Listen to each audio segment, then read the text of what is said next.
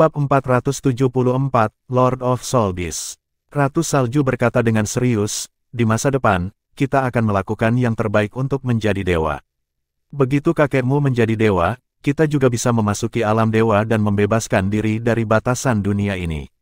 Inilah sebabnya mengapa Anda harus bergabung dengan kakek Anda. Setelah berfusi, Anda dapat menggunakan Manifold Mysterious Ice Essence ini untuk memastikan bahwa rasa spiritual Anda terlindungi. Segalanya akan baik-baik saja seperti ini. Petik 2. Baiklah, Ibu. Terserah apa kata Anda. Saya akan mendengarkan Anda. Aku tahu kamu tidak akan menyakitiku. Saya masih berpikir bahwa Anda bias terhadap Ahtai. Sepertinya Anda benar-benar bias, tetapi Anda bias terhadap saya. Ahtai tidak memiliki kesempatan untuk menjadi dewa. Hahaha, aku sangat bahagia. Hati Huo Yuhao tidak tahan. Ice Bear King ini memiliki pikiran satu jalur. Apakah dia tidak khawatir bahwa dia tidak dapat membuat terobosan yang sukses? Saat ini, dia mengerti mengapa Permaisuri Salju ingin menyerahkan posisi pemimpin dataran es Extreme North ke Raja Tai Snow Devil, alih-alih Raja Beruang Es.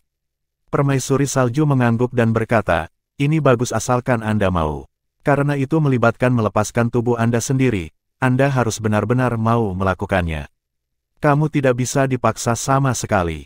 Petik 2. Aku tidak dipaksa. Aku sama sekali tidak dipaksa, kata Raja Beruang Es dengan gembira.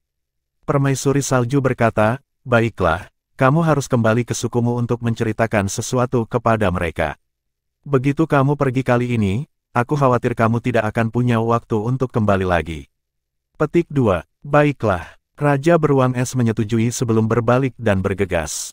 Permaisuri Es tertawa, bayi kecil benar-benar naif. Dia tidak berubah selama bertahun-tahun. Dia sepenuhnya mempercayai Anda. Petik 2. Permaisuri Salju tersenyum dan berkata, ayah membentuk inti jiwa, dan kekuatan rohaninya cukup untuk mengakomodasi roh lain. Mari kita ambil tempat ini dulu sebelum dia memberikannya ke mata rohnya.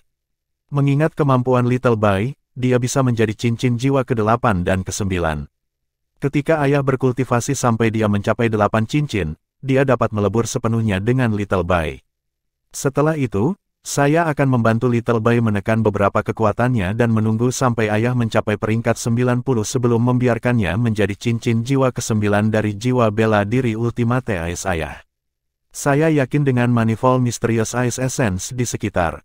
Petik 2. Huo Yuhao mengungkapkan senyum pahit di wajahnya. Snow Empress, bisakah kau mengubah? Permaisuri Es segera mengangguk. Ubahlah. Aku juga tidak tahan. Petik 2. Permaisuri Salju melirik Huo Yuhao dan berkata, aku akan mengubahnya jika kamu berhenti bersikap skeptis di masa depan. Jangan lupa bahwa aku adalah roh pertamamu, dan aku memberimu 4 cincin jiwa. Ini berarti bahwa kita sebenarnya terhubung sangat erat. Selain itu, karena Anda membakar indera ilahi guru Anda sebagai perantara untuk terhubung dengan pikiran spiritual saya dapat merasakan segala sesuatu di pikiran Anda.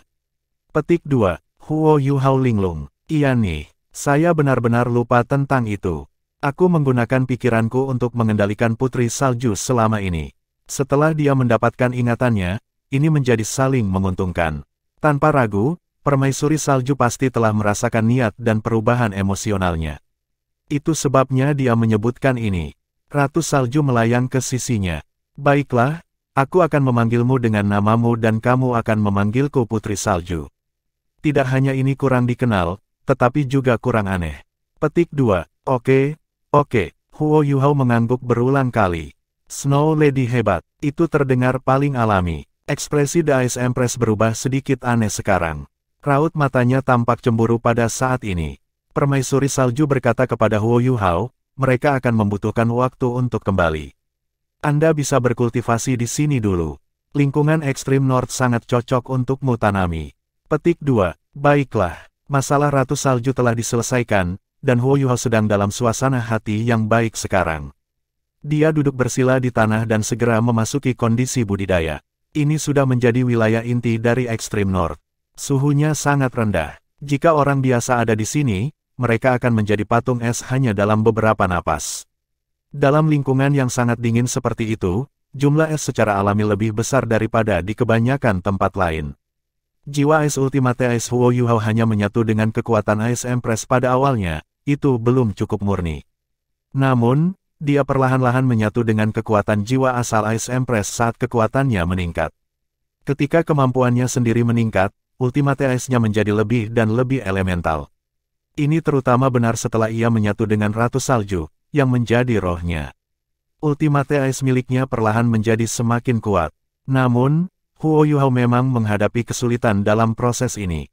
Sebagai contoh, ketika permaisuri salju menuangkan energi asal es tipe padanya, dia dinonaktifkan untuk beberapa waktu. Setelah menyerap Manifold Mysterious Ice Essence, kondisi Huo Yuhao sendiri telah membaik dengan cepat. Peningkatan seperti itu tidak dapat digambarkan secara fisik. Sebaliknya, itu adalah peningkatan sensitivitas Ultimate Ice-nya. Selama proses ini, Ultimate Ice-nya juga mulai menjadi semakin ekstrim. Bahkan, mengatakan bahwa sesuatu itu, pamungkas hanyalah cara menggambarkannya. Tidak mungkin ekstrim seperti itu bisa dicapai. Apakah itu Ice Ultimate Huo Yuhao, Ice Ultimate Empress Snow, atau Ice Ultimate Empress Ice, mereka tidak mungkin mencapai nol absolut. Namun, saat kemampuan Huo Yuhao meningkat dan pemahamannya tentang Ultimate Ice meningkat, mereka terus bergerak ke arah itu. Seorang Master Jiwa tipe S bisa mencapai tepat di atas negatif 100 derajat Celcius, dan keterampilan jiwanya juga bisa mencapai standar seperti itu. Namun, semakin banyak Master Jiwa tipe S akan gagal karena suhu terus turun. Ketika suhu mencapai negatif 150 derajat Celcius, setiap unit penurunan suhu tidak hanya membutuhkan kerja keras, tetapi juga bakat dan jiwa bela diri yang berkualitas. Ice Ultimate Huo Yuhao adalah yang paling menakutkan dalam arti terus berubah. Permaisuri es telah mencapai titik terendah sepanjang masa negatifnya 190 derajat Celcius pada puncaknya, sedangkan permaisuri salju dapat mencapai sekitar negatif 205 derajat Celcius. Ini adalah batas mereka. Ini juga batas-batas dari makhluk-makhluk jiwa tipe es di benua dan tipe jiwa yang menguasai es. Inilah sebabnya mengapa jiwa bela diri Ice Ultimate mengacu pada suhu di bawah negatif 150 derajat Celcius ketika jiwa bela diri melepaskan keterampilan jiwa. Awalnya, Huo Yuhao tidak bisa melakukan ini ketika dia pertama kali menyatu dengan Ice Empress. Tetapi ketika kultivasinya meningkat, dia perlahan-lahan melanjutkan ke arah ini. Suhu terendah yang bisa dia capai sekarang sudah jauh di bawah suhu ini. Meskipun dia tidak bisa dibandingkan dengan permaisuri salju dan permaisuri es di puncak mereka, dia masih bisa mengendalikan keterampilan jiwanya untuk mencapai suhu di bawah negatif 165 derajat Celcius setelah bergabung dengan Manifold Mysterious Ice Essence. Ini adalah standar sebenarnya dari Ultimate Ice. Ini terutama benar baru-baru ini. Setelah permaisuri salju terbangun dari tidurnya, dia memberinya bimbingan. Dengan bantuan permaisuri salju, pemahaman Huo Yuhao tentang Ultimate Ice terus bertambah dalam. Itu bukan untuk mengatakan bahwa permaisuri es tidak menasihatinya di masa lalu. Namun, Ice Empress dan Snow Empress berbeda. Meskipun permaisuri es telah berubah menjadi jiwa bela diri Huo Yuhao, dia masihlah binatang buas, dan Skorpion permaisuri es batu giok. Budidaya, pemahaman, dan kontrol elemen es skala jengking es sangat berbeda dari manusia. Sebagai Icheski Snow Lady, permaisuri salju adalah roh yang hidup yang lahir dari esensi langit dan bumi, meskipun dia dikategorikan sebagai makhluk jiwa. Dia terlihat sangat mirip dengan manusia. Inilah mengapa Huo Yuhao merasa lebih mudah untuk menerapkan sarannya. Sang Ratu Salju terus menekankan bahwa Huo Yuhao sangat bergantung pada mata rohnya. Saat ini, mata rohnya telah tumbuh ke standar tertentu, dan inti jiwanya telah terbentuk. Jika dia ingin meningkatkan lebih lanjut, jumlah upaya yang perlu dia gunakan akan menjadi jauh lebih tinggi. Jiwa bela diri Ice Ultimate-nya belum sepenuhnya disadap. Inilah mengapa dia perlu meningkatkan jiwa bela diri keduanya jika dia benar-benar ingin meningkatkan kemampuannya. Bahkan lebih penting baginya untuk memahami jiwa bela diri dan elemen es-nya sendiri. Seperti yang dikatakan permaisuri salju, jauh lebih mudah baginya untuk memahami misteri es di wilayah inti ekstrim North daripada di tempat lain. Huo Yuhao merilekskan tubuhnya dan mengedarkan teknik surga misteriusnya. Dia beralih ke Ice Jade Empress Scorpion. Secara alami, teknik surga misteriusnya berubah menjadi arus dingin yang mengalir melalui tubuhnya. Meskipun mata rohnya tertutup, kendali spiritualnya yang besar masih ada di sana. Huo Yuhao tidak berkultivasi secara langsung. Alih-alih, ia mencoba yang terbaik untuk bersantai dan merasakan es di sekelilingnya dengan tenang. Es adalah kondisi padat air. Air memelihara semua makhluk hidup, dan merupakan asal mula kehidupan. Namun, es bisa menyelesaikan kehidupan. Dalam batas tertentu, air dan es tidak hanya terkait oleh suhu. Mereka mewakili perubahan antara hidup dan mati. Dia diam-diam merasakan hal-hal di sekitarnya dan memahaminya. Dia sangat diinvestasikan di dalamnya. Permaisuri salju berdiri di sampingnya dan menutup matanya yang indah. Dia juga merasakan secara diam-diam. Yang dia rasakan adalah emosi Huo Yuhao, dan perubahan di tubuhnya. Dia tampak sangat tenang dan damai saat dia berdiri di sana. Ada sedikit senyum di wajahnya. Dia tidak terlihat sedingin dulu. Dia tampak seperti seorang istri yang berusaha melindungi kekasihnya. Permaisuri es agak bingung ketika dia berdiri di satu sisi. Dia juga tidak mengerti mengapa permaisuri salju begitu baik kepada Huo Yuhao. Ini bukan tentang bekerja sama lagi. Jangan bilang padaku bahwa permaisuri salju menyukainya. Tidak mungkin, ini tidak mungkin. The Snow Empress adalah Icheski Snow Lady, roh surga dan bumi. Bagaimana dia bisa jatuh cinta pada manusia? Namun, cara dia memanggilnya. Permaisuri es memikirkan bagaimana permaisuri salju menyebut Huo Yuhao, ayah, sebelumnya, dan merinding. Jangan terlalu banyak berpikir, ikuti saja hatimu. Sebuah proyeksi diam-diam melayang dari tubuh Huo Yuhao dan mendarat di samping permaisuri es. Itu adalah bentuk manusia Sky Dream Ichewom. Aku tidak ingin kamu peduli. Bentak permaisuri es. Sky Dream Ichewom terkekeh dan berkata, ketika berhubungan dengan hubungan, Anda benar-benar harus mencari saya untuk nasihat. Saya hebat dalam hal itu. Petik 2. Bagaimana? Tanya permaisuri es, tidak terkesan. Sky Dream Ichewom menjawab dengan senang, tentu saja saya hebat dalam hal ini. Lihat, aku membuatmu jatuh cinta padaku tanpa disadari. Apakah saya tidak hebat? Petik 2. Diam, apakah kamu memiliki rasa malu? Apakah Ichewoms memalukan? Brother Sky Dream bertanya dengan santai. Aku benar-benar ingin mencekikmu. Permaisuri es memutar kepalanya dan menatapnya dengan ganas. Brother Sky Dream menatap dalam-dalam ke matanya, bisakah kamu tahan melakukannya? Enyahlah. The Ice Empress mengangkat tangannya dan ingin mendorongnya. Sky Dream Ichewom membalik pergelangan tangannya dan meraih lengannya. Tentu saja, dia menariknya ke pelukannya. Kamu, The Ice Empress sangat marah saat dia berjuang. Namun, dia menundukkan kepalanya dan mencium bibirnya. Tiba-tiba, tubuh Ice Empress menyala dengan listrik hijau giok. Setelah ini, seluruh tubuhnya menjadi kaku. Jika ada binatang buas dari Extreme North melihat ini, mereka akan sangat terkejut. Ice Empress, dia adalah Ice Empress. Dia hanya kalah dengan Snow Empress di Extreme North. Ice Jade Scorpion terkuat sebenarnya dicium oleh seseorang. Sky Dream Ichewom awalnya hanya menyelinap serangan, tetapi segera, ia menemukan bahwa Ice Empress tidak menolak sama sekali. Tangannya bahkan dengan erat meraih bagian depan kemejanya, yang telah disulapnya menggunakan indera spiritualnya. Bagaimana mungkin dia bisa melepaskan kesempatan langka seperti itu? Upaya setengah hati langsung berubah menjadi penelitian yang mendalam. Ciumannya sangat bersemangat. Tubuh Ice Empress berangsur-angsur berubah dari kaku menjadi lunak. Meskipun dia tampaknya berusaha mendorong Sky Dream Ichewom pergi, dia tidak melakukannya pada akhirnya. Permaisuri salju mengangkat kepalanya untuk melihat mereka berdua. Dia menggelengkan kepalanya tak berdaya dan menutup matanya. Bahkan Ice Empress bereaksi setelah dicium berkali-kali. Ketika dia menggunakan kekuatan untuk mendorong Brother Sky Dream pergi, wajahnya sudah merah. Dia menunjukkan penampilan yang fantastis pada saat ini, memperlihatkan ekspresi marah di wajahnya, seolah-olah dia adalah anak kecil yang telah melakukan kesalahan. Dia menunduk, aku salah. Permaisuri es akan mengamuk, tetapi tidak bisa membantu tetapi tertegun ketika dia melihat dia seperti ini. Sebelum dia bahkan bisa marah, dia tanpa sadar bertanya, apa yang kamu lakukan salah? Sky Dream Ichewom menunduk dan berkata, ya ampun, ciuman pertamaku telah diberikan padamu begitu saja.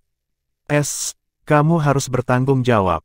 Petik 2, Permaisuri es tertegun sejenak. Setelah ini, dia mengamuk, omong kosong. Bukankah itu ciuman pertamaku juga? Petik 2, memang begitu. Brother Sky Dream langsung mengangkat kepalanya. Ada ekspresi terkejut yang menyenangkan di wajahnya. Bahkan matanya bersinar terang. Melakukan, kamu, ingin, untuk, mati. Aura The Ice Empress menggelembung. Kali ini, dia baik-baik saja dan benar-benar akan marah. Berhenti, Turunlah. Biarkan saya menganalisis situasi Snow Empress untuk Anda sekarang. Skydream Ichewom segera mengubah ekspresinya, dan terlihat sangat serius. Permaisuri Es sudah mengangkat tangannya, tetapi ketika dia melihatnya seperti itu, dia akhirnya tidak memukulnya. Katakan padaku, tanya sang permaisuri Es, menggertakkan giginya. Skydream Ichewom serius ketika dia berkata, situasi yang dihadapi oleh Ratu Salju sangat normal. Awalnya, dia ingin dilahirkan kembali sebagai manusia dan mencari jalan yang penting. Ini karena dia menyadari bahwa sebagai makhluk jiwa, dia tidak mungkin bisa mengatasi batas dunia ini tidak peduli seberapa kuatnya dia. Bahkan jika dia seperti Ditian, dia tidak bisa mencapai alam ilahi. Ini adalah sesuatu yang tidak bisa dicapai oleh makhluk jiwa. Dia hanya memiliki kesempatan dengan dilahirkan kembali sebagai manusia. Namun, siapa yang tahu bahwa dia akan bertemu manusia tercela yang membawa embrio pergi begitu dia dipenuhi dengan harapan. Dia sangat tersiksa karena itu, karena dia cenderung menjadi cincin jiwa master jiwa manusia. Yu Hao yang menyelamatkannya. Kemudian, permaisuri salju bahkan tidak kehilangan kesadarannya. Dia masih sekuat sebelumnya. Tanpa pilihan, dia menyatu ke tubuh Yu Hao dan pergi bersamanya. Sejak saat itu, dia benar-benar memasuki dunia manusia.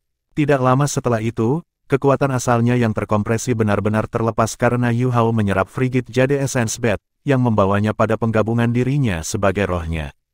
Karena itu, Guru Yu Hao harus membakar akal ilahinya, dan meninggalkan dunia ini.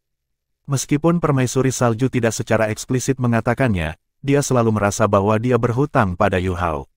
Selanjutnya, Huo Yu Hao memperlakukannya dengan sangat baik setelah dia menjadi putri salju.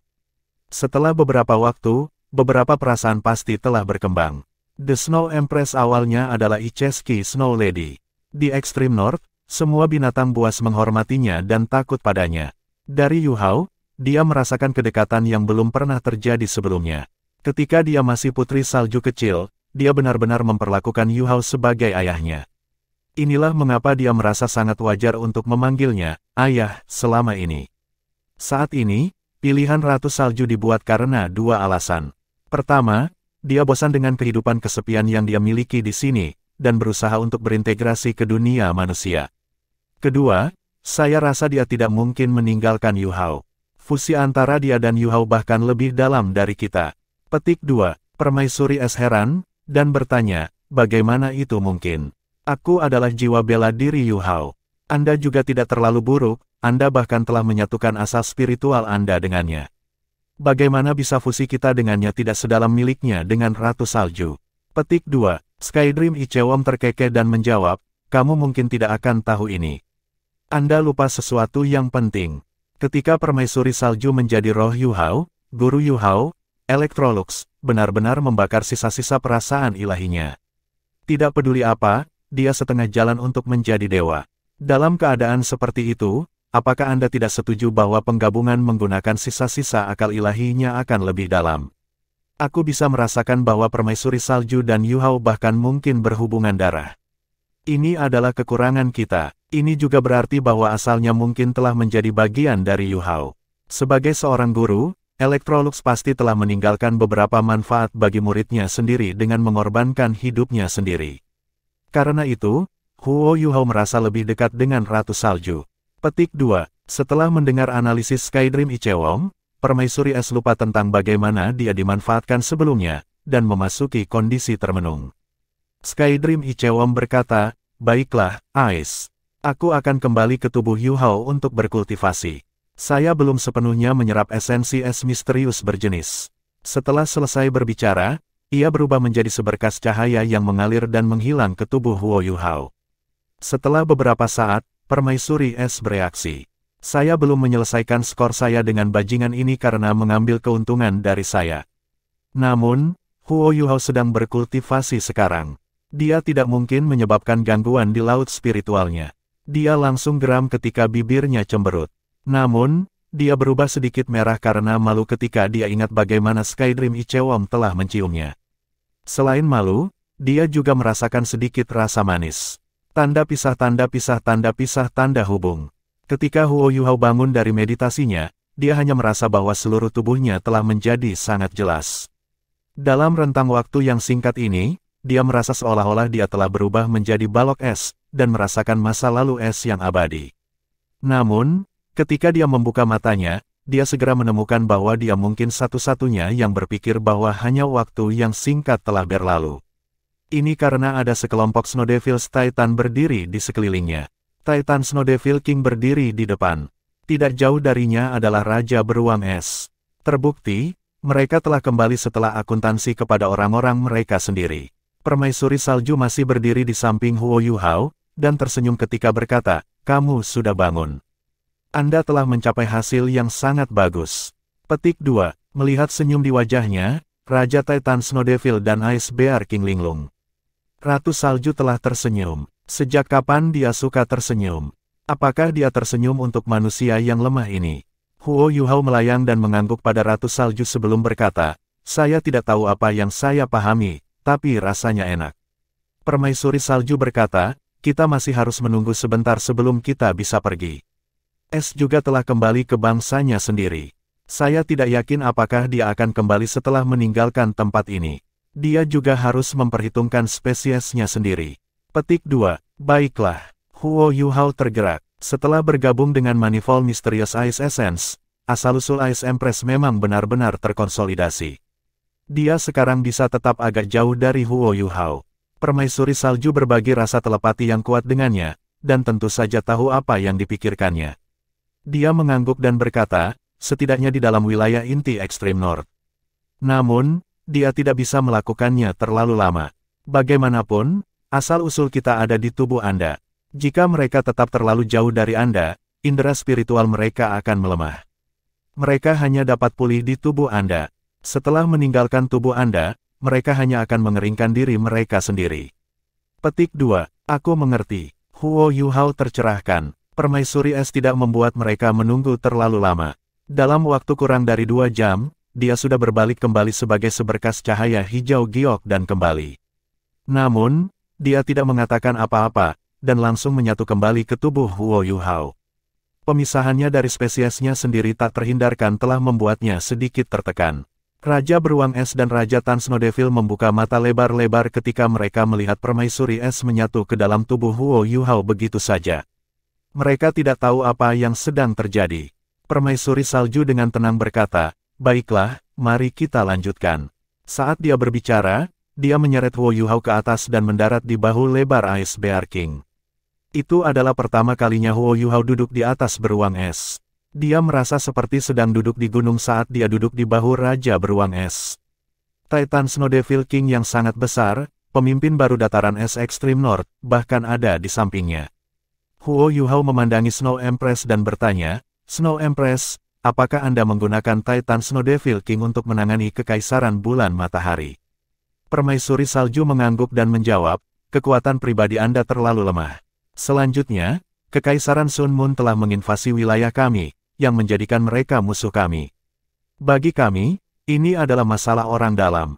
Petik 2. Huo Yuhao tersenyum dan tidak mengatakan apa-apa lagi. Permaisuri salju berbalik dan tidak memandangnya. Melihat wajahnya yang menggerahkan, Huo Yuhao merasakan hatinya melembut. Dia tidak mengembangkan perasaan romantis. Sebaliknya, dia malah memikirkan putri salju. Baginya, putri salju kecil itu seperti putrinya dan adik perempuannya. Bagaimana dengan putri salju sekarang? Kakak perempuan. Ketika dia memikirkan seorang kakak perempuan, Huo Yuhao tiba-tiba merasakan sakit hati. Sudah lama, saya ingin tahu bagaimana Suster Xiao Tao. Setelah kami berpisah, Qiwer mengorbankan dirinya. Kemudian, emosi saya sangat tidak stabil, dan saya harus menghadapi gelombang binatang dari Great Star Doe Forest. Saya tidak punya pilihan selain bergegas kembali ke kota Shrek. Setelah itu, perang melawan Kekaisaran Sun Moon. Saya tidak tahu di mana Sister Xiao Tao berada. Meskipun saya membantu menekan api jahat dalam dirinya, itu sudah lama.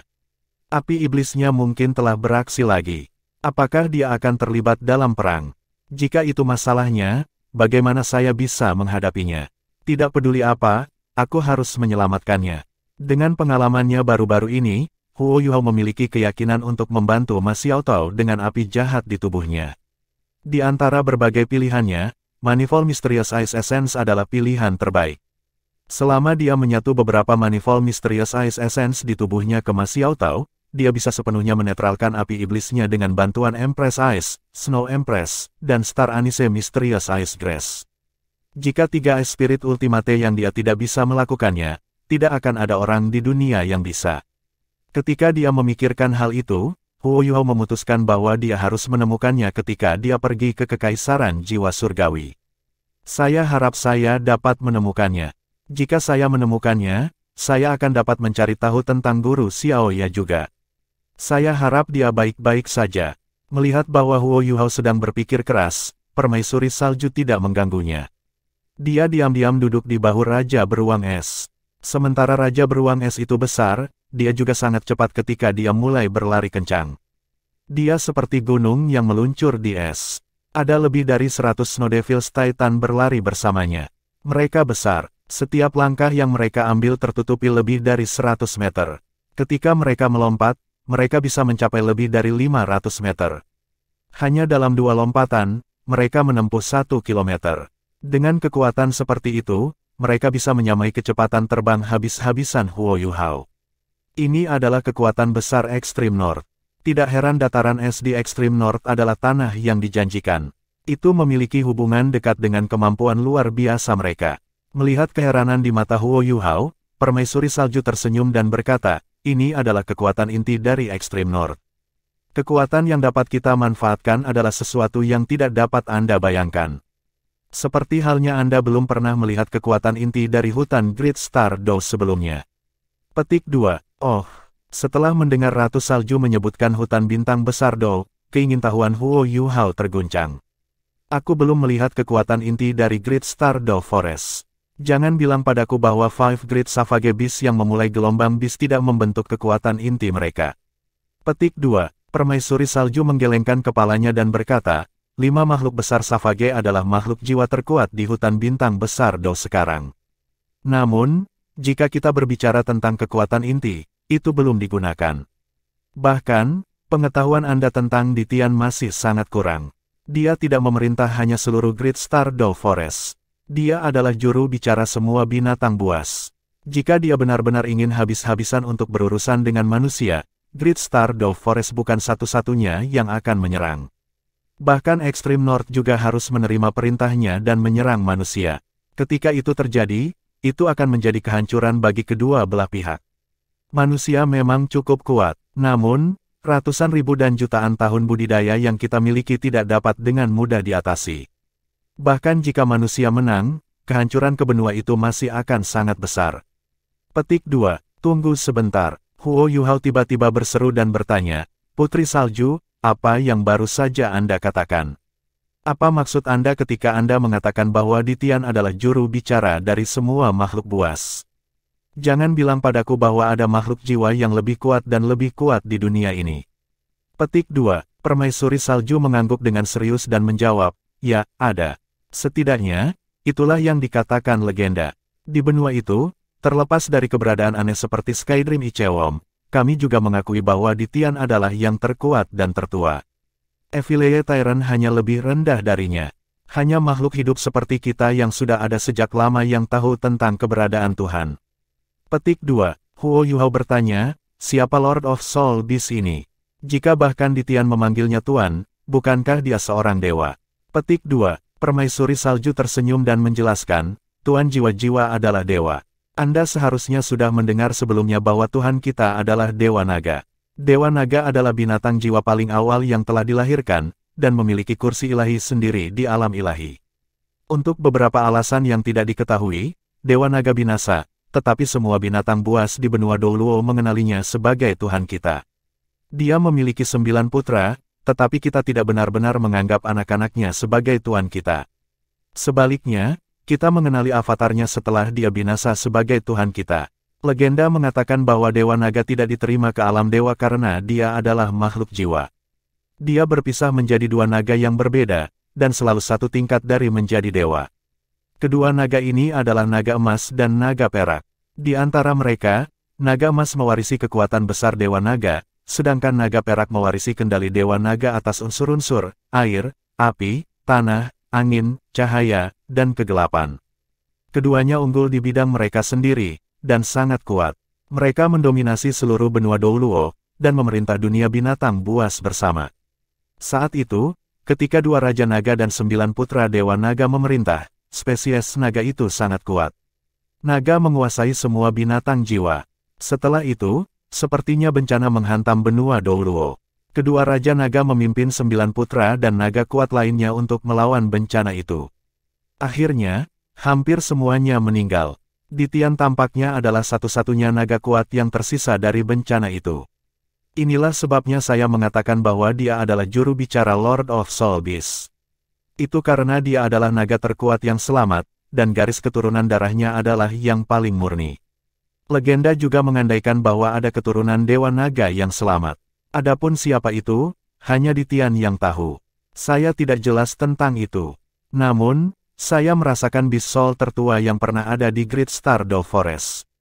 Jiwa binatang ini memang sangat kuat. Kekuatannya tersembunyi di dalam seluruh Great Stardow Forest. Dia bukan satu-satunya, ada binatang buas lain yang tugasnya melindunginya. Ditian mengendalikan kekuatan ini.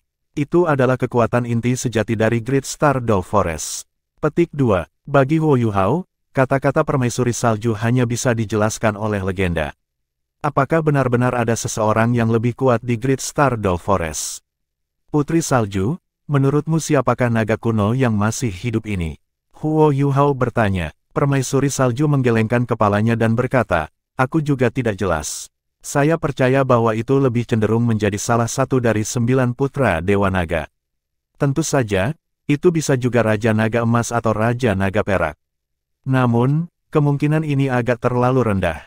Bagaimanapun, kekuatan kedua Raja Naga itu sangat penting dalam melawan bencana. Karena mereka adalah avatar Dewa Naga, mereka tidak mungkin menghasilkan keturunan.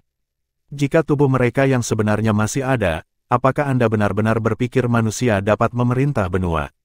Petik 2. Huo Yuhao terkekeh dan berargumen, itu bukan tidak mungkin.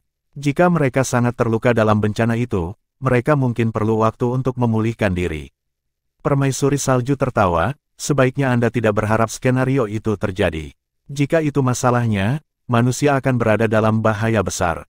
Petik 2. Huo Yuhao menggelengkan kepalanya dan tertawa. Aku hanya bercanda. Jika seseorang sekuat dia selamat, bagaimana mungkin dia tidak pulih setelah bertahun-tahun? Namun, karena Anda merasa ada kekuatan lain di Great Stardow Forest, mereka mungkin benar-benar kartu truf Ditian. Petik 2. Permaisuri salju tersenyum dan berkata, apakah Anda tahu mengapa saya mengatakan semua ini kepada Anda? Huo Yuhao menjawab, jangan katakan padaku bahwa Anda mencoba untuk mencegah saya untuk menolak Ditian. Permaisuri salju menggelengkan kepalanya dan menjawab, tentu saja tidak. Saya memberi Anda dorongan. Selain itu, saya juga mencoba untuk memberitahu Anda bahwa Ditian mungkin bukan musuh terkuat Anda. Mungkin ada seseorang yang lebih kuat di Great Stardow Forest. Inilah sebabnya mengapa Anda tidak boleh terlalu senang dengan diri sendiri, bahkan ketika Anda menjadi sangat kuat di masa depan. Petik 2. Huo Yuhao mengangguk dengan serius dan berkata, aku tidak akan. Tanda pisah. Huo Yuhao dan permaisuri salju duduk di tubuh Raja Beruang Es dan menggunakan lebih sedikit waktu untuk kembali ke daerah target mereka. Aura ratusan pengisian Titan Snow Devils terlalu kuat. Ratu Salju meminta mereka untuk berhenti ketika mereka berada sekitar 50 km jauhnya dari Kekaisaran Sun Moon. Yuhao, mulai sekarang, kamu akan memerintah mereka. Anda akan memutuskan apa yang harus dilakukan. Aku memasuki kembali tubuhmu untuk beristirahat. Saat dia berbicara, permaisuri salju berubah menjadi seberkas cahaya putih dan menyatu dengan tubuh Huo Yuhao sebelum menghilang. Sebelum ini, permaisuri salju sudah menjelaskan kemampuan Raja Tai Snow Devil Titan dan Raja Beruang Es kepada Huo Yuhao. Dia juga menginstruksikan mereka untuk mendengarkan perintah Huo Yuhao. Awalnya, keduanya tidak benar-benar menyukai manusia. Namun, Huo Yuhao berbeda. Sama seperti permaisuri salju berkata, dia ingin memasuki alam dewa. Juga, permaisuri salju bahkan memanggilnya, ayah. Tak satu pun dari Raja Binatang Jiwa berani untuk menunda lebih jauh. Bab 475, Huo Yuhao kembali. Kawan, terima kasih atas bantuan Anda. Kita akan harus berurusan dengan pasukan manusia nanti. Huo Yuhao berkata ketika dia melihat dua binatang jiwa besar yang kuat di depannya. Titan Snow Devil King mengangguk dan berkata, karena permaisuri salju berkata kita harus mendengarkanmu, kita akan mengikuti pengaturannya. Raja Beruang Es mengangguk dan berkata, ya, kakek. Apapun yang Anda ingin Little Bai lakukan, Little Bai akan lakukan. Petik 2. Kakek. Wajah Titan Snow Devil King berkerut sedikit.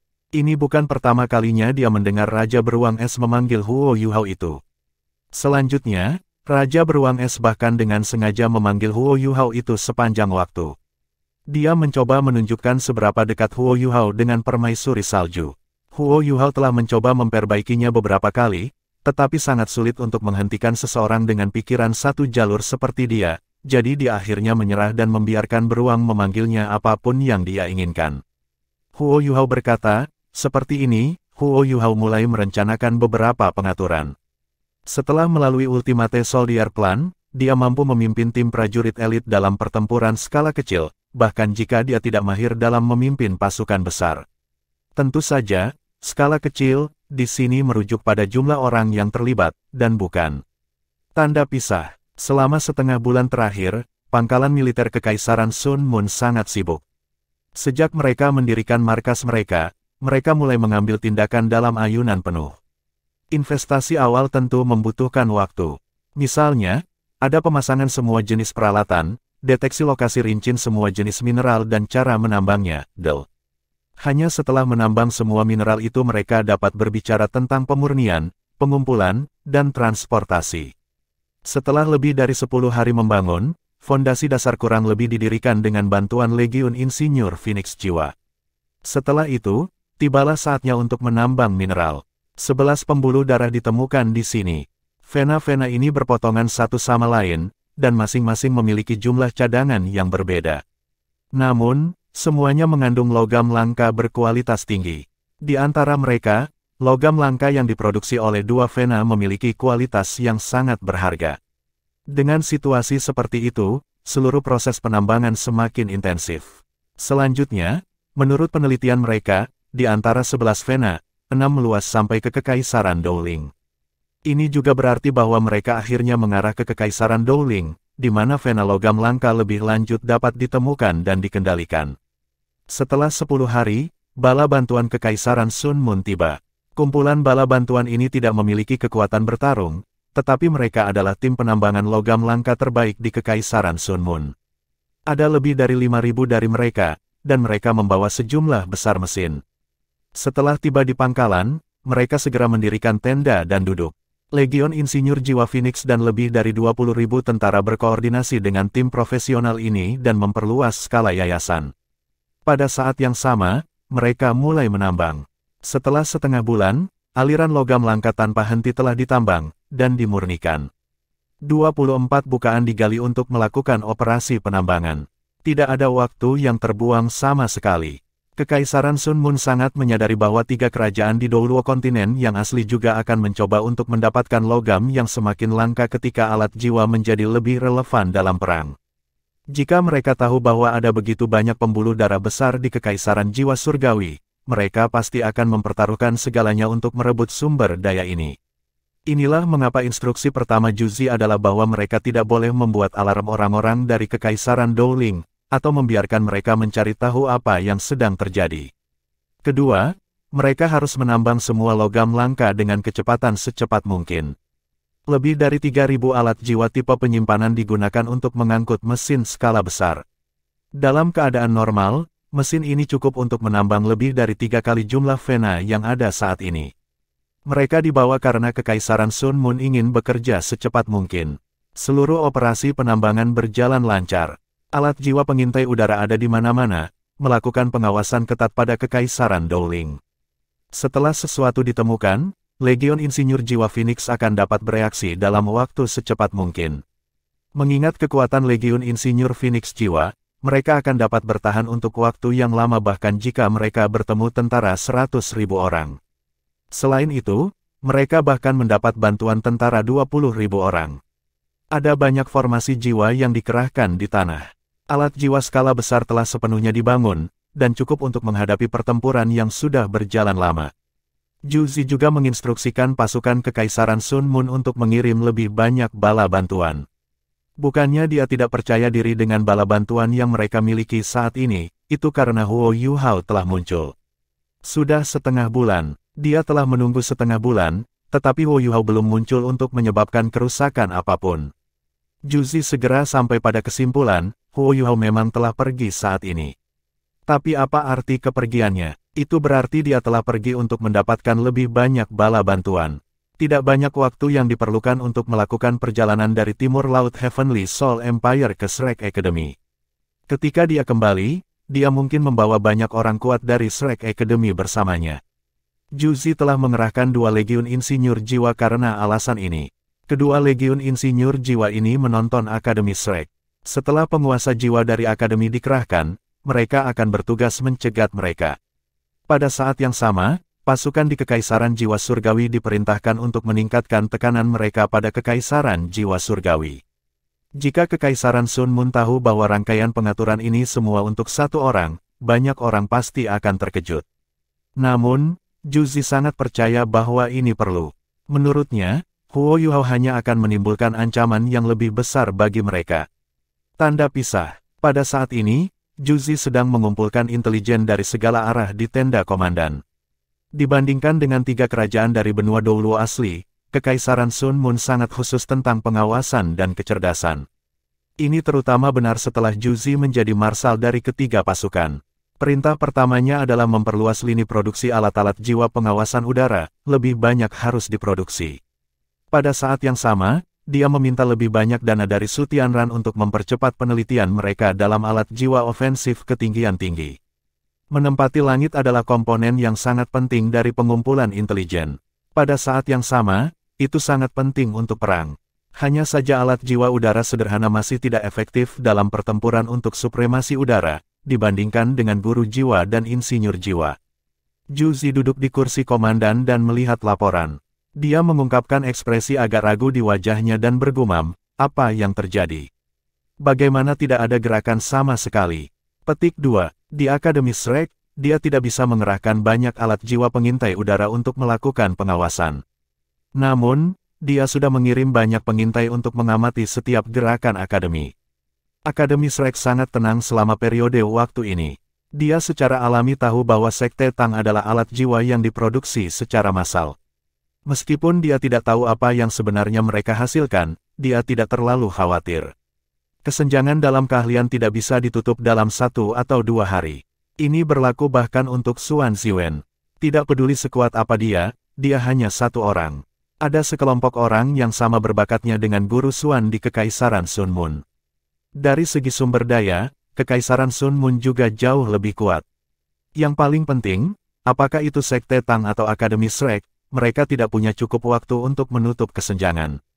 Yuhao, apakah kamu sudah menyerah? Tidak, saya tidak percaya Anda akan melakukan itu. Itu bukan karaktermu. Anda harus dapat memberitahu apa yang kami coba lakukan.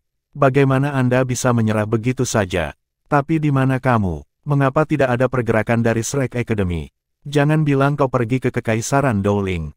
Anda tidak akan melakukan itu, mengingat kecerdasan Anda. Kekuatan utama Kekaisaran Dowling adalah dengan kekuatan yang tersisa dari Kekaisaran Jiwa Surgawi, mencoba untuk melawan Kekaisaran kita. Anda harus tahu bahwa mereka akan kalah jumlah jika kita menekan mereka. Karena itu masalahnya, di mana tepatnya Anda berada. Apakah ada sesuatu yang lebih penting daripada menghentikan saya? Tidak, kurasa tidak. Anda harus melakukan sesuatu, dan saya yakin Anda akan memiliki sesuatu untuk ditunjukkan kepada saya. Kecuali kalau... Ekspresinya sedikit berubah. Dia tidak mau berpikir lebih dari itu. Dia juga percaya bahwa itu tidak akan terjadi. Mengingat kemampuan Yuhao saat ini, ada sangat sedikit yang dapat membahayakannya. Juzi mengejek dirinya sendiri dan sedikit kesal ketika dia berkata, ketika kamu pergi, aku terus khawatir bahwa kamu akan kembali. Namun, Anda belum muncul begitu lama, dan tidak ada kecerdasan. Saya mulai khawatir tentang keselamatan Anda. Aku benar-benar curiga apakah aku akan mampu bersikap kejam kepadamu ketika aku menghadapimu lagi. Yuhao, kamu tahu betapa aku tidak ingin menumpangkan tangan kepadamu. Jika Anda bisa bekerja sama dengan saya, itu akan sangat bagus. Jika itu masalahnya, aku akan lebih percaya diri menaklukkan dunia ini.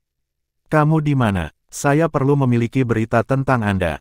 Kalau tidak, saya mungkin benar-benar pergi dan menemukan Anda jika ini terus berlanjut. Petik 2. Juzi terus menggumamkan nama Huo Yuhao di tenda. Namun, dia tidak tahu bahwa dia tidak kurang dari 10 km darinya. Selanjutnya, dia ada di udara. Jika dia mau, dan jika tidak ada perlawanan, dia bisa muncul di depannya dalam waktu kurang dari 10 menit. Itu benar, Huo Yuhao ada di udara sekarang, bersembunyi di balik awan. Saat dia melayang di udara, Huo Yuhao diam-diam mengamati Kam. Cuaca di Extreme North sangat baik hari ini. Lebih tepatnya, angin di Extreme North sangat kuat hari ini. Pada ketinggian tertentu, jarak pandang jauh lebih besar daripada daratan. Sangat sulit untuk menemukan awan seperti yang disembunyikan Huo Yuhao. Selanjutnya, awan ini bergerak dengan kecepatan yang sangat tinggi. Banyak alat jiwa pengintai udara di kejauhan sedang dipantau oleh Huo Yuhao. Alat jiwa ini sangat tersebar. Selain itu, mereka semua adalah jenis alat pengintai jiwa yang berbeda. Ada alat jiwa pengintai all-round sekitar 1000 meter di udara, dan detektor osilasi pada ketinggian 500 meter. Bahkan ada detektor panas pada ketinggian 200 meter. Alat jiwa pengawasan udara sangat tersebar. Tidak diragukan lagi, mereka telah belajar pelajaran ketika Huo Yuhao telah menghancurkan banyak dari mereka sekaligus. Ada lebih banyak dari mereka sekarang, dan mereka semua bubar. Selain itu, mereka melakukan pengawasan yang lebih mendalam untuk mencapai hasil yang lebih besar. Tentu saja, ini membutuhkan lebih banyak upaya untuk diinvestasikan. Pada titik itu, Juzi secara alami tidak berhemat sama sekali. Setelah periode pengamatannya, Huo Yuhao menemukan bahwa alat jiwa pengintai udara tidak hanya melindungi pangkalan militer di bawah ini.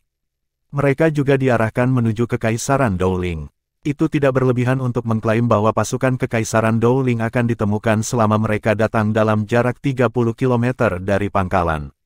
Apa yang akan terjadi kemungkinan adalah serangan dari Legion Insinyur Jiwa Phoenix yang diarahkan pada mereka. Huo Yuhao masih terpesona saat ini. Dia sangat terkesan dengan standar profesional Kekaisaran Sun Moon. Hanya dalam waktu setengah bulan, ukuran pangkalan sudah 10 kali lebih besar daripada ketika dia pertama kali di sini. Ada juga lebih banyak orang di sekitar. Dia belum melihat banyak alat jiwa berskala besar. Semua alat jiwa digunakan, tetapi polusi suara yang mereka ciptakan tidak terlalu tinggi. Dia kurang dari 3000 meter di langit sekarang, tetapi tidak ada suara dari bawah yang terdengar di ketinggian ini. Terbukti, Kekaisaran Sun Moon telah melakukan pekerjaan besar dalam meminimalkan polusi suara. Meskipun Huo Yuhao tidak terlalu berpengalaman dalam penambangan logam langka, dia bisa tahu dari skala operasi penambangan mereka bahwa jumlah cadangan di tambang itu sungguh luar biasa. Kekaisaran Sun Moon tidak akan mengambil banyak waktu untuk menambang semua logam, mengingat skala operasi penambangan mereka. Dari langit, semuanya jernih. Ada lebih dari 20 terowongan tambang. Potongan biji terus-menerus diangkut keluar dari lubang ini. Ini bisa menjadi logam langka yang sangat berharga, dan digunakan untuk inti alat jiwa setelah dimurnikan. Huo Yuhao juga seorang insinyur jiwa. Meskipun dia jauh, dia masih bisa mengenali beberapa logam langka yang lebih khusus. Mengingat jumlah logam langka yang mereka miliki, itu secara alami berarti bahwa semakin banyak senjata dapat diciptakan oleh Kekaisaran Sun Moon. Meskipun hal yang sama akan terjadi jika dia adalah orang dengan logam langka, setidaknya Tang Sekte dan Shrek memproduksi senjata untuk menghentikan perang dan menahan invasi. Rencana Huo Yuhao sangat sederhana. Pertama, dia ingin membutakan tentara Kekaisaran Bulan Matahari ini sebelum memimpin pasukan Titan Snow Devil untuk menyerang mereka. Titan Snow Devil King sangat tidak yakin dengan rencana ini. Menurutnya, jumlah orang di sini tidak cukup untuk menimbulkan ancaman terhadap Snow Devil's Titan. Dalam beberapa serangan, semua orang dari Kekaisaran Sun Moon pasti akan terbunuh. Namun, Huo Yuhao memperingatkannya bahwa ada banyak senjata ampuh di dunia manusia. Bahkan jika dia adalah makhluk jiwa, hidupnya masih dalam bahaya. Titan Snow Devils adalah spesies binatang buas paling kuat di Extreme North. Mereka memiliki kekuatan yang sangat menakutkan. Tubuh mereka adalah senjata dan kemampuan terkuat mereka. Kekuatan mendominasi mereka adalah mimpi buruk bagi musuh-musuh mereka. Namun, tubuh mereka sangat besar, yang menjadikan mereka sasaran empuk alat jiwa. Huo Yuhao mampu meyakinkan Raja Snow Devil Titan dengan nama Ratu Salju. Dia ada di sini untuk membantu. Dia tidak ingin seluruh spesiesnya terluka parah karena dia. Jika itu masalahnya, dia juga tidak akan bisa bertanggung jawab kepada Ratu Salju. Setelah mengamati selama beberapa waktu, Huo Yuhao dengan hati-hati mundur. Dia terlalu mudah terlihat pada hari itu jika dia mengambil tindakan. Hasilnya akan lebih baik di malam hari. Dia diam-diam kembali ke tempat Snow Devils Titan ditempatkan, dan sedikit mengubah rencana asli mereka.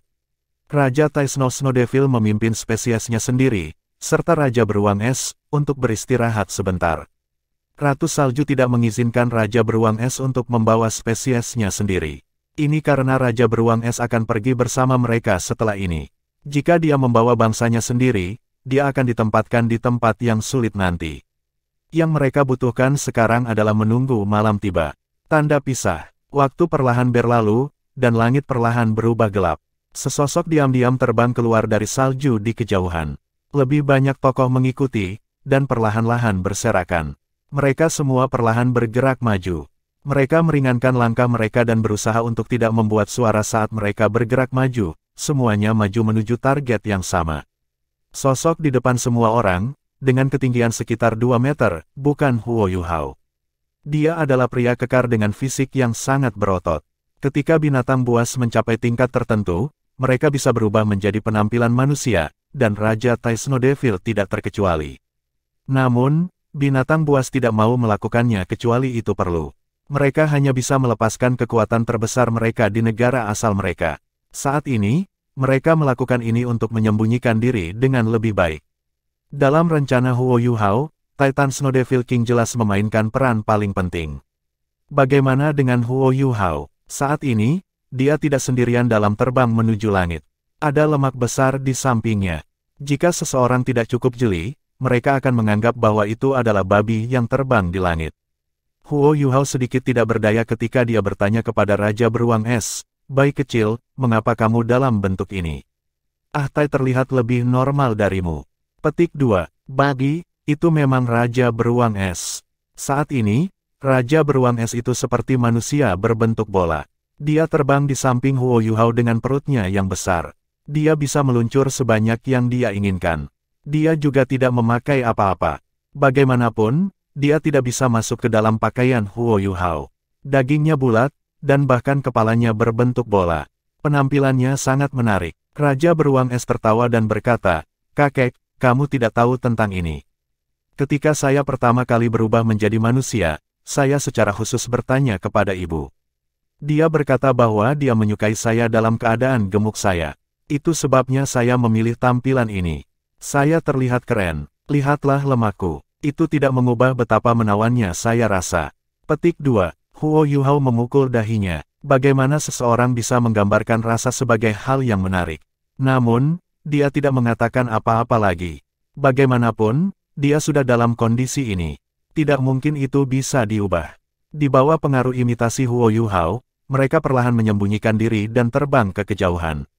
Alasan mengapa dia telah mengawasi tempat itu sebelumnya adalah karena dia perlu memverifikasi daerah yang dicakup oleh alat jiwa pengintai udara Kekaisaran Sun Moon.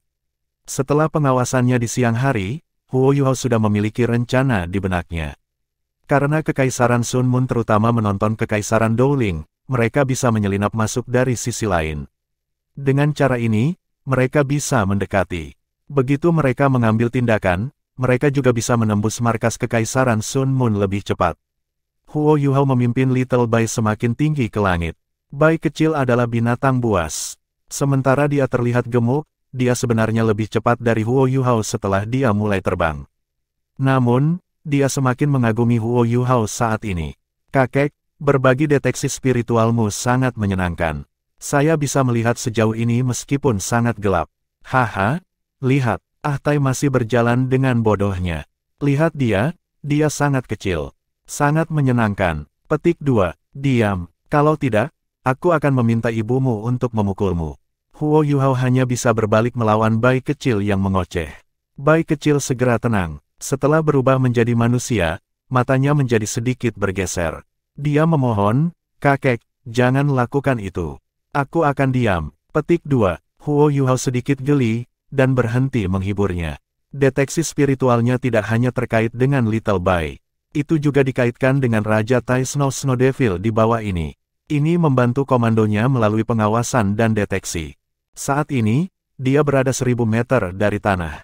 Ini adalah beban besar pada kekuatan spiritualnya, mengingat seberapa jauh dia harus melepaskan berbagi deteksi spiritualnya.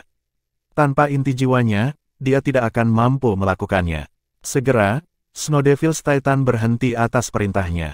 Mereka bersembunyi di balik gunung yang tertutup salju. Gunung ini sedikit lebih dari 20 km dari pangkalan Kekaisaran Sun Moon. Itu juga batas alat jiwa pengawasan udara.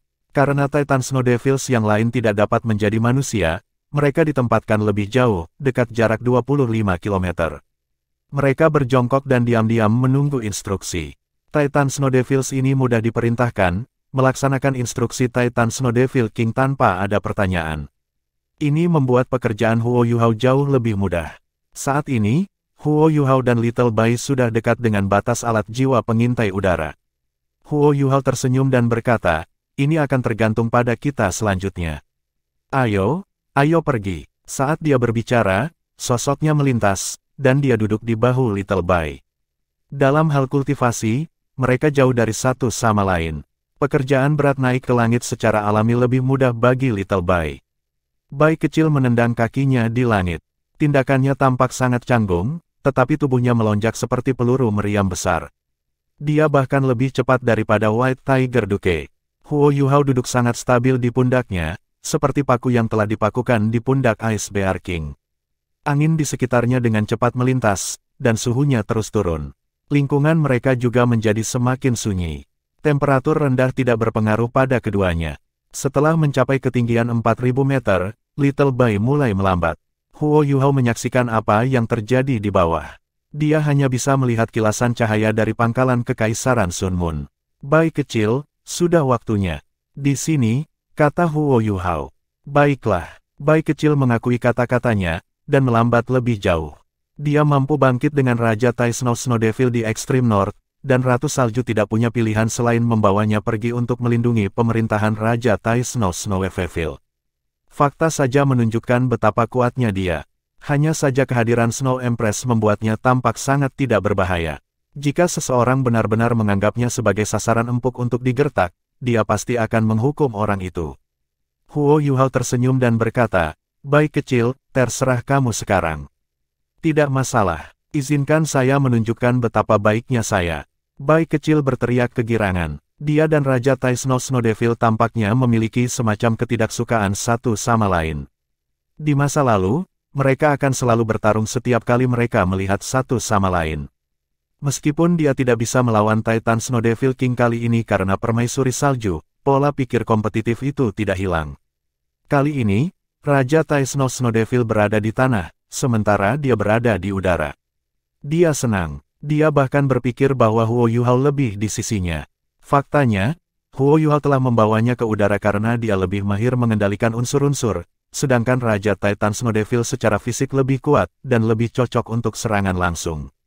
Itulah satu-satunya alasan. Ho ho, rengekan bernada rendah mulai beresonansi dari mulut Little Bai. Lengannya yang tebal dan gemuk menjulur ke kedua sisi. Cahaya biru suram mulai memancar darinya, dan ia mulai membesar. Dia kembali ke bentuk aslinya.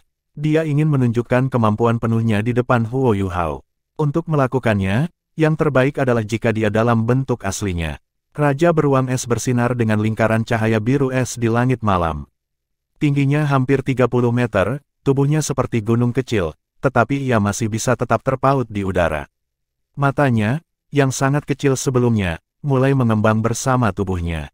Murid-muridnya memancarkan cahaya biru gelap.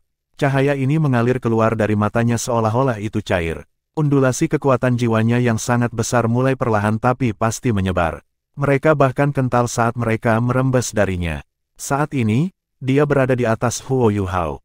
Huo Yuhao hanya bisa merasakan gelombang kekuatan jiwa yang menakutkan yang dilepaskan oleh Raja Beruang Es. Mungkin dia tidak stabil, sekuat di Tian, tetapi undulasi kekuatan jiwa yang dia lepaskan saat ini jelas jauh lebih kuat daripada Transcendent Douluo. Lebih jauh lagi, dia menakutkan. Dia seperti kastil bergerak yang tak tertembus. Raja Beruang Es meraung. Kekuatan jiwanya yang sedingin es mulai berputar di sekitar tubuhnya. Dia terus menuangkan kekuatan jiwanya, sementara elemen es di udara mulai berkumpul ke arahnya dengan kecepatan yang mengkhawatirkan. Posisi Huo Yuhao berada di tidak terpengaruh sama sekali. Dia berhasil mengamati dengan deteksi spiritualnya bahwa ada bola cahaya biru di depan dada Ice Bear King, dalam bentuk angin puyuh. Itu harus menjadi inti jiwa Raja Beruang Es. Dibandingkan dengan inti jiwa Huo Yuhao sendiri, inti jiwa Ice Bear King jauh lebih besar. Itu bahkan terletak di dadanya. Saat inti jiwa besar ini berputar, kekuatan jiwa Raja Beruang Es itu sendiri sepertinya mengalir tanpa batas. Elemen es di udara dengan cepat menguat. Huo Yuhao heran melihat beberapa awan jauh mulai melayang ke arah mereka ketika Raja Beruang Es melepaskan kekuatan jiwanya. Mereka berubah menjadi kepingan salju yang tak terhitung jumlahnya yang menari-nari di sekitar sosok besar Ice Bear King. Raungan bergema terus-menerus dari Ice Bear King. Perlahan, angin puyuh besar terbentuk dari es dan salju muncul di udara, berputar sangat cepat. Hal yang paling menakutkan adalah ia berkembang dengan cepat juga. Hanya dalam hitungan detik, area yang dikuasai Ice Bear King berdiameter lebih dari 1000 meter. Sama seperti Snow Empress telah sebutkan, semua binatang berjenis es jauh lebih kuat di Extreme North. Ini juga berlaku untuk Raja Beruang Es. Jika mereka lebih jauh ke selatan, suhu udara tidak akan terlalu rendah. Jika dia ingin melakukan sesuatu seperti ini, dia harus menggunakan setidaknya 20% lebih banyak kekuatan jiwa. Angin puyuh besar masih berkembang dengan cepat.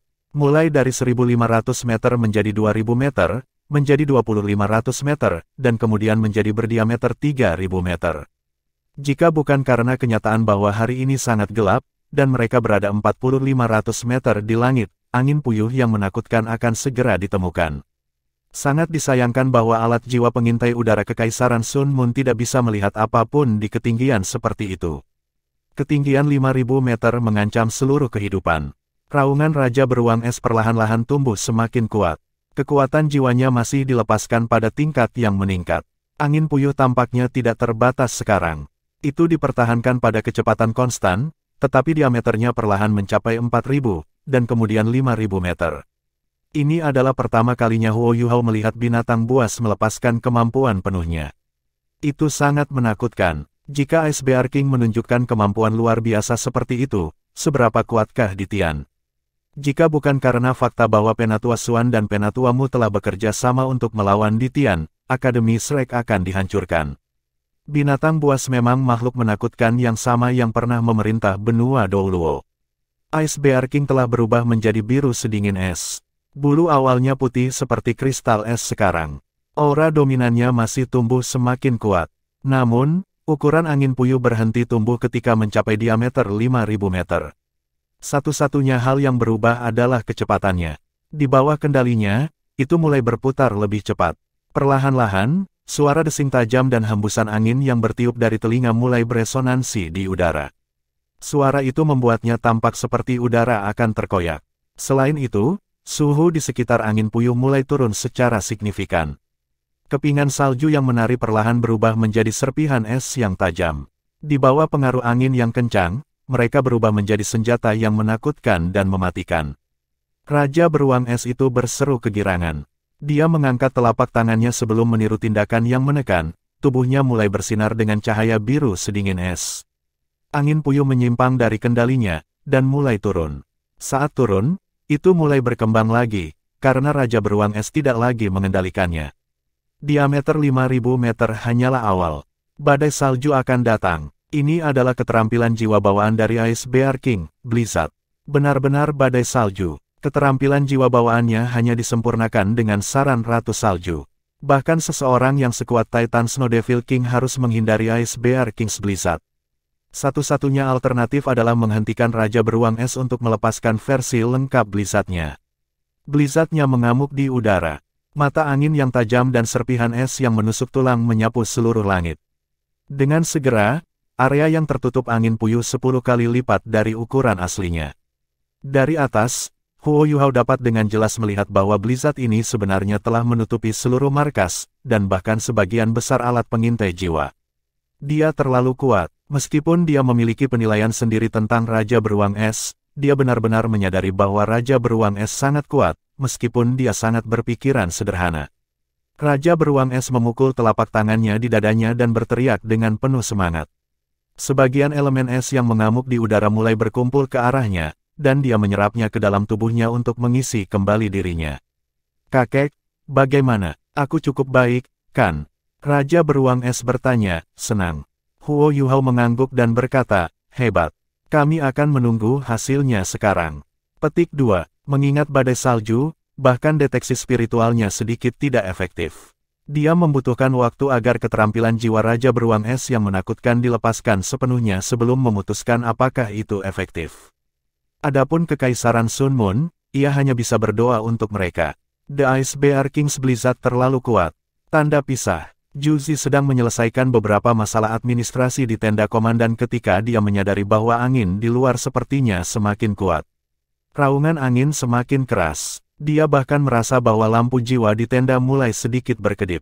Apakah ada angin kencang di luar? Dia mengambil mantelnya dari kursinya dan mengenakannya sebelum meninggalkan tenda. Ketika pertama kali membuka gorden, dia merasakan embusan angin dingin yang menyapu wajahnya. Dia menggigil. Dingin sekali. Angin dingin melolong. Depresi terbentuk di permukaan semua tenda. Di udara, kepingan salju menari dan turun. Selain itu, angin dan kepingan salju menghantam pangkalan semakin keras. Mengapa ada badai salju yang begitu kuat? Sejak dia tiba, Juzi berpikir bahwa dia perlahan-lahan beradaptasi dengan kondisi yang ketat. Namun, badai salju malam ini sepertinya terlalu ekstrim. Pasukan, di sini. Seorang anggota Legiun Insinyur Phoenix Jiwa bergegas di depannya, siap untuk menerima pesanan. Juzi berkata, cepat, bantu aku mewariskan perintah agar semua orang waspada terhadap angin. Jika terlalu kuat, gunakan beberapa alat jiwa berat untuk menahan tenda. Juga, jangan lupa untuk tetap hangat. Petik 2. Ya, polisi itu segera pergi. Namun, angin masih semakin kuat. Juzi kembali ke tendanya dan menutup tirai. Kemahnya didukung oleh alat-alat jiwa. Kehangatan di dalam membuatnya menghela napas lega. Tidak terhindarkan bagi seseorang untuk merasa jauh lebih santai bergerak dari dingin ke tempat yang lebih hangat. Namun, dia masih mengerutkan alisnya. Ada sejumlah besar vena logam langka di sini, meskipun kondisinya cukup ketat. Bab 476, SBR King's Blizzard. Pasukan 20.000 orang yang dibawa Juzi bersamanya kali ini adalah tentara yang dikerahkan dari utara Kekaisaran Sun Moon, mampu mentoleransi sumur dingin. Namun, banyak dari mereka masih menderita radang dingin setelah datang ke sini. Toleransi 5.000 penambang yang dikirim ke sini untuk kedinginan jauh lebih buruk. Para penguasa jiwa di antara mereka bernasib lebih baik, karena tubuh mereka lebih kuat. Namun, tidak ada banyak guru jiwa di antara mereka. Kebanyakan dari mereka adalah orang biasa. Mereka bekerja setiap hari, dan sangat cepat. Banyak dari mereka tidak bisa bertahan lagi, dan beberapa dari mereka bahkan mati. Badai salju malam ini sangat kuat, dan tidak ada yang tahu bagaimana kondisinya besok. Mengingat cuaca yang mengerikan ini, kemajuan mereka kemungkinan akan terhenti lebih jauh. Setelah tidak mendengar berita tentang Huo Yuhao, Juzi sebenarnya sangat cemas. Dia berharap operasi penambangan mereka akan selesai dengan cepat, sehingga dia bisa kembali ke markasnya yang sebenarnya. Di satu sisi, dia ingin dengan cepat melaksanakan rencananya untuk perang. Di sisi lain, dia juga berharap bahwa dia bisa mengandalkan kemampuan pengumpulan intelijen Kekaisaran Sun Moon untuk mencari tahu di mana Huo Yuhao berada. Angin dingin menggigit di luar. Suara memekakkan telinga membuatnya seolah-olah roh pembalas berteriak masa lalu. Lampu jiwa di tenda komandan berkedip bahkan lebih intens, dan bahkan lebih banyak depresi muncul di sekitar tenda komandan. Lebih kuat lagi sekarang. Cici. Suara-suara aneh mulai terdengar di sekitar tenda. Juzi tiba-tiba memusatkan pandangannya, dan sepertinya telah memikirkan sesuatu. Dia dengan cepat menyerbu ke arah pembukaan tenda dan menarik tirai. Serpihan es yang tak terhitung jumlahnya terbang masuk. Serpihan es ini membawa dingin dan ketajaman yang kuat. Juzi tanpa sadar mengangkat tangannya sebelum dia mencurahkan kekuatan jiwanya, membentuk penghalang pelindung di sekitar dirinya. Namun, meski begitu, serpihan es masih berhasil menyebabkan riak terbentuk setelah menembus penghalang di sekitarnya. Ini rusak, gumam Juzi heran, dan segera melepaskan penghalang jiwanya. Dia adalah sage jiwa 7 cincin. Setelah melepaskan penghalang jiwanya, dia mengabaikan badai salju yang mengamuk di langit dan segera melompat terbang puluhan meter ke udara. Dia langsung terpana ketika melihat apa yang sedang terjadi. Badai salju mengamuk di seluruh pangkalan. Kepingan salju yang menyerupai bila es berserakan di mana-mana, dan menutupi seluruh pangkalan. Tenda kulit dari Legion Insinyur Jiwa Phoenix masih baik-baik saja, belum benar-benar rusak. Namun, tenda-tenda biasa lainnya sudah mulai robek karena kepingan salju. Jeritan tragis sudah terdengar. Para prajurit biasa tidak mungkin menahan serpihan es, yang memotong seperti pisau tajam. Serangan musuh, teriak Juzi, dan mengangkat tangan kanannya. Sinar cahaya oranye merah segera melesat ke langit. Bercak cahaya oranye merah meledak di tengah badai salju. Armor merah Juzi bersinar, dan penghalang terbentuk di sekelilingnya. Sosok oranye merah mulai muncul dari sekeliling pangkalan, dan sinar oranye merah juga mulai berkumpul di udara. Mereka membentuk lapisan penghalang merah yang mulai mengembang saat mereka melawan badai salju. Ada 400 insinyur jiwa di Legiun Insinyur Jiwa Phoenix, bersama dengan beberapa anggota cadangan. Ini menempatkan ukuran seluruh pasukan di sekitar 500 insinyur jiwa. Mereka dengan cepat naik ke langit atas sinyal Juzi. Alat jiwa pertahanan yang terhubung dilepaskan, membentuk penghalang untuk menahan serangan brutal dari badai salju. Juzi menyadari bahwa badai salju ini bukan fenomena alam.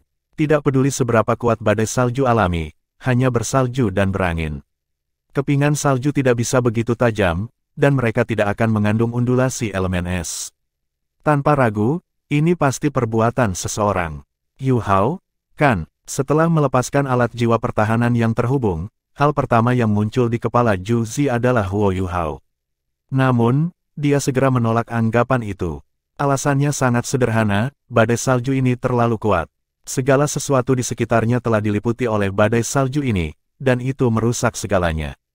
Tidak peduli seberapa berbakatnya Huo Yu Hao dalam hal ultimateisnya, dia tetaplah seorang sage jiwa.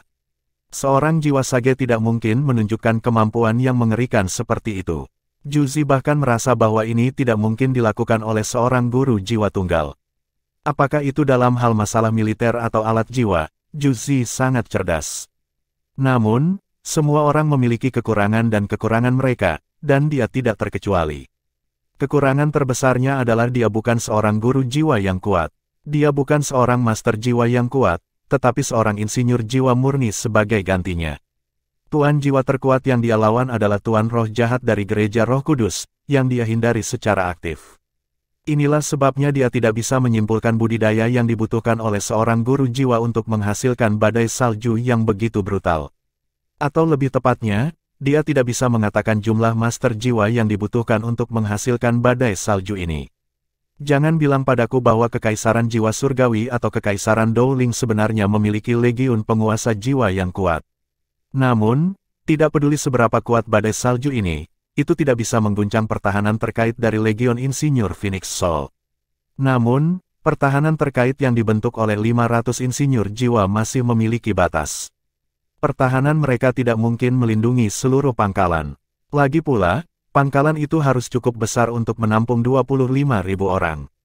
Mereka hanya bisa melindungi sepertiga dari markas.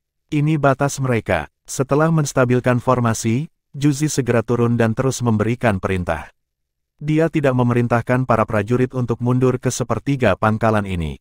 Mengingat betapa mengerikannya badai salju itu, para prajurit biasa akan terkoyak begitu mereka membuka diri di luar.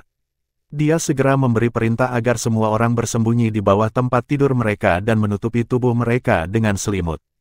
Meskipun masih ada banyak korban dengan cara ini, dia hanya bisa berharap bahwa badai salju yang tidak alami ini tidak akan bertahan terlalu lama. Jika itu yang terjadi, jumlah korban bisa diminimalkan. Solusi Juzi tidak diragukan lagi yang terbaik yang bisa mereka lakukan sekarang. Badai salju yang kuat seperti itu tidak wajar. Menurutnya, itu tidak bisa bertahan lama.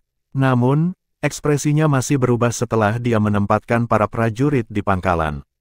Dia tahu bahwa mereka telah kehilangan pertempuran ini, meskipun itu baru saja dimulai. Sebagian besar prajurit bersembunyi di bawah tempat tidur mereka dan untuk sementara menghindari badai salju. Namun, 2/3 lainnya dari pangkalan sudah terkoyak. Itu tidak bisa mengandung siapapun lagi. Dia memiliki 25.000 pria bersamanya, dan itu sudah sangat sempit. Mustahil untuk menampung semua orang dalam sepertiga sisa basis. Ini berarti bahwa rencana awal mereka tidak dapat diselesaikan bahkan jika badai salju ini segera berakhir, dan bahkan jika tidak ada terlalu banyak korban, itu akan sangat tertunda. Selain itu, banyak orang pasti akan terluka atau terbunuh. Bahkan mesin yang digunakan untuk menambang logam langka akan sangat rusak. Badai salju ini sungguh luar biasa. Selain itu, Zhu Zi bahkan tidak bisa menemukan targetnya. Jika dia tidak bisa mengunci lawannya dan mencari tahu di mana badai salju ini berasal, dia tentu saja tidak punya cara untuk menghadapinya. Tidak dapat menemukan lawan saya. Saat dia berpikir sampai di sini, ekspresi Zhu Zi berubah lebih suram. Dia tanpa sadar mengangkat kepalanya dan mengintip ke langit.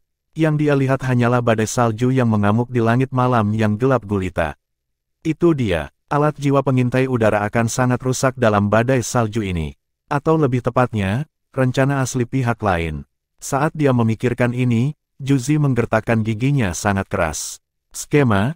Ini jelas skema. Pihak lain jelas tahu bahwa bahkan jika saya mengetahui bahwa rencana mereka adalah untuk menghancurkan alat jiwa pengintai udara kami, saya tidak akan dapat memerintahkan insinyur jiwa saya untuk meninggalkan pangkalan, mengingat badai salju. Pangkalan ini adalah yayasan kami memiliki begitu banyak tentara di sini. Bahkan jika mereka memilih untuk mundur, tidak akan ada cukup tenda. Kami masih akan mengalami kerugian besar. Kita harus melindungi markas kita. Ini memberi mereka cukup waktu untuk menghancurkan alat jiwa pengintai udara kami. Tanda tanda hubung. Pengurangan Zhu Zi semuanya benar. Huo Yuhao ada di punggung Raja Beruang Es sekarang saat dia mencari alat pengintai jiwa di perbatasan badai salju.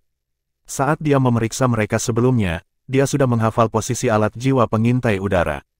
Adapun orang-orang yang berada dalam badai salju, dia tidak perlu khawatir sama sekali.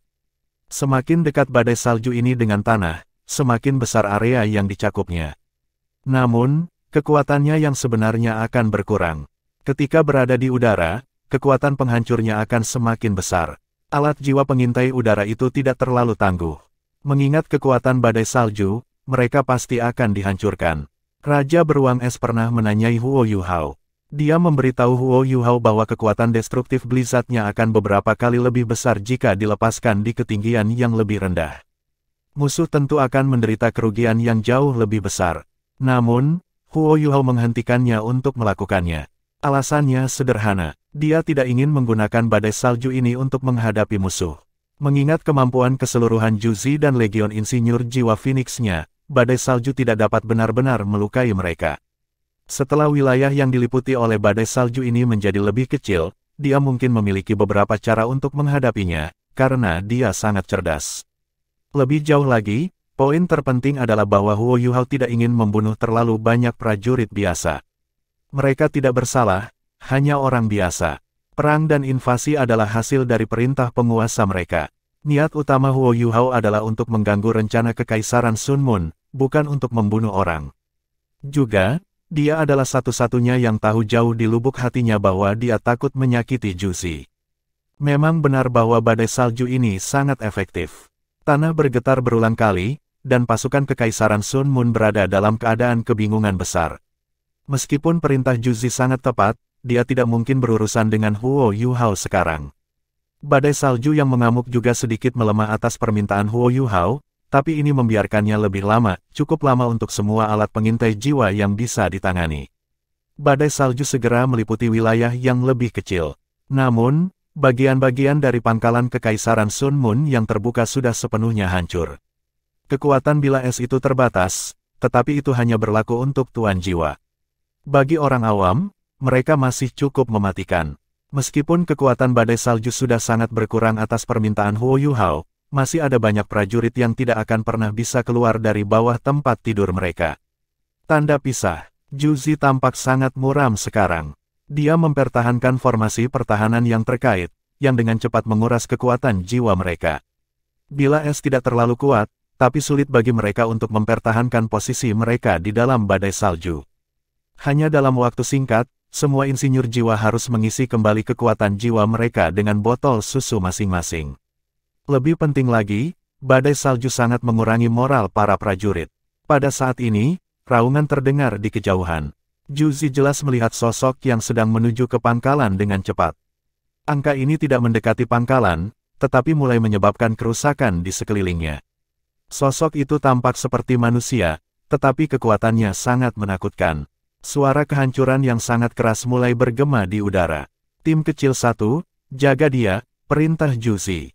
Dia masih tidak menghapus formasi pertahanan yang terkait. Pada saat ini, dia harus lebih berhati-hati dalam menghadapi musuh yang tidak dikenal ini. Ada 10 insinyur jiwa dalam satu tim kecil dari Phoenix Soul Engineer Legion. Masing-masing dari mereka dipimpin oleh seorang insinyur jiwa kelas 6, sementara sisanya semuanya adalah insinyur jiwa kelas 4. 10 insinyur jiwa dengan cepat menyerbu orang yang menyebabkan kerusakan pada struktur dasar di sekitar pangkalan. Sinar-sinar jiwa menembak ke arahnya. Mereka tidak menggunakan meriam jiwa, yang akan lebih merusak, untuk melestarikan struktur dasar. Namun, mereka terkejut melihat bahwa orang itu sama sekali tidak menghindari serangan mereka. Ketika sinar jiwa yang panas menghantamnya, mereka bahkan tidak menciptakan riak, dan menghilang begitu saja. Orang itu sepertinya tidak merasakan apa-apa sama sekali. Setelah ini, mereka melihat sesuatu yang mengejutkan. Orang itu berdiri di depan pilar logam tebal. Itu adalah salah satu dari banyak pilar logam yang disaksikan Huo Yuhao menyaksikan Kekaisaran Sun Moon masuk ke tanah. Setiap pilar memiliki panjang 50 meter, ditempa dari paduan khusus. Saat orang ini mengerahkan kekuatannya, dia benar-benar berhasil menghancurkan jari-jarinya ke salah satu pilar. Dia mengangkatnya, dan menyapu pilar ini ke arah tim kecil insinyur jiwa, seperti dia mencoba untuk memukul lalat.